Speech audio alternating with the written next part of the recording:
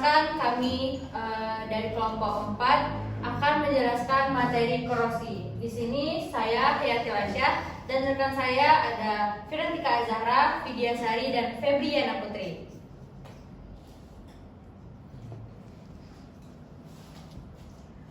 Baik, di sini sebelumnya saya akan menjelaskan apa itu korosi. Nah, korosi adalah kerusakan material akibat reaksi dengan lingkungan. Berbagai jenis korosi itu dipicu oleh faktor berbeda seperti mekanik, kimia, biologi. Nah, di sini kami akan menjelaskan 4 jenis korosi. Yang pertama yaitu ada corrosion fatigue, microbiological corrosion, hydrogen attack, dan dew point corrosion. Nah, yang pertama itu ada corrosion fatigue, yaitu korosi retak akibat tegangan siklik dan lingkungan korosi. Nah, mekanisme dari korosi ini yaitu beban berulang menyebabkan retak. Nah, di mana korosi akan mempercepat pertumbuhan retak. Nah, contohnya dari korosi ini itu seperti di platform lepas pantai, sayap pesawat, pipa bawah laut. Nah, untuk penjagaan dari korosi ini itu bisa dengan pelapisan atau coating, reduksi tegangan, dan material tahan korosi. Nah, untuk visualnya di sini ada ilustrasi retak akibat beban siklik. Selanjutnya akan dijelaskan oleh rekan saya Febriana Putri. Baiklah, di sini saya akan menjelaskan materi yang kedua tentang korosi hydrogen attack. Nah, di sini hydrogen attack itu disebabkan oleh penurunan aktivitas logam akibat penyerapan hidrogen. Nah, mekanismenya yaitu atom hidrogen H menyerap ke logam sehingga membentuk gelembung atau retak. Contohnya tuh yaitu baja kekuatan tinggi dan peralatan kilang minyak. Pencegahan dari hydrogen attack yaitu pengelasan rendah hidrogen, perlakuan panas, pemilihan paduan, dan khusus. Nah, di sini terdapat visual di mana di bagian tengah tersebut terjadi retak yang disebabkan oleh hydrogen attack tersebut. Selanjutnya materi akan dijelaskan oleh Firantika Azahra. Nah, selanjutnya itu ada microbiological corrosion. Nah, korosi ini tuh disebabkan oleh mikroorganisme seperti bakteri, jamur, dan sebagainya.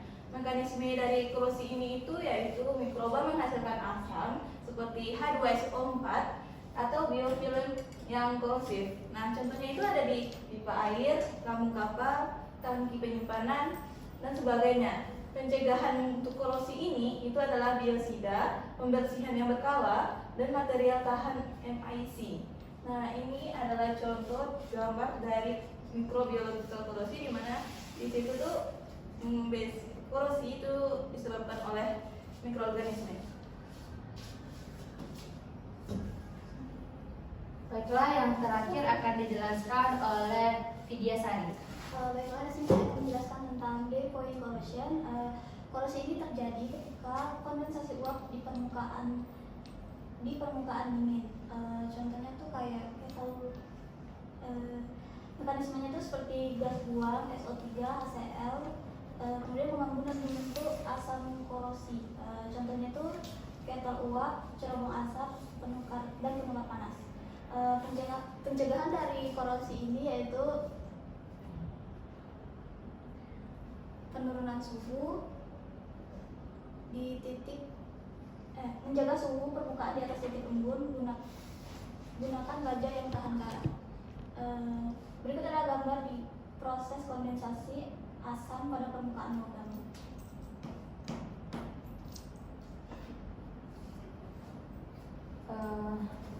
Baiklah, di sini adalah perbedaan dari keempat jenis korosi tadi yang akan dijelaskan oleh Firantika. Nah, perbedaannya itu ada dari penyebab utama, mekanisme, dan lingkungan umumnya.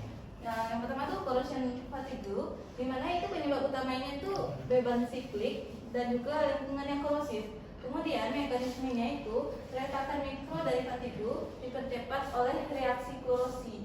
Kemudian lingkungannya itu adalah lingkungan laut, mesin berputar juga mesin berputar dan juga industri. Kemudian ada hidrogen attack, di mana penyebab utamanya itu adalah paparan hidrogen suhu tinggi.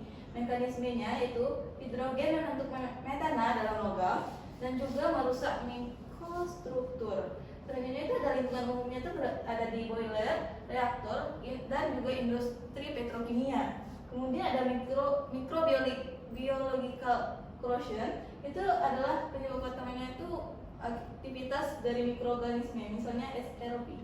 Kemudian mekanismenya itu, mikroba akan menghasilkan senyawa korosif yang akan mempercepat korosi. Lingkungan utamanya itu pada pipa, tangki minyak, dan juga pada air limbah. Selanjutnya itu yang terakhir, depoan korosi itu disebabkan oleh penyebab utamanya kondensasi uap asam di bawah titik embun.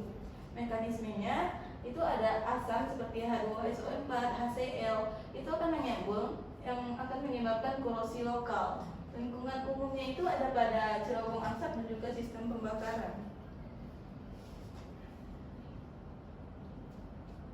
Nah, yang ini yang terakhir yaitu kesimpulan. Nah, jadi materi-materi yang kami jelaskan tadi dapat ditarik kesimpulan yaitu setiap jenis korosi itu memiliki mekanisme yang unik. Pencegahan memerlukan pendekatan spesifik seperti material, lingkungan, dan desain. Dan pemahaman penyebab korosi kunci untuk mitigasi. Baiklah, mungkin sekian materi korosi dari keempat jenis korosi yang kami jelaskan. Kami tutup dengan membacakan wassalamualaikum warahmatullahi wabarakatuh.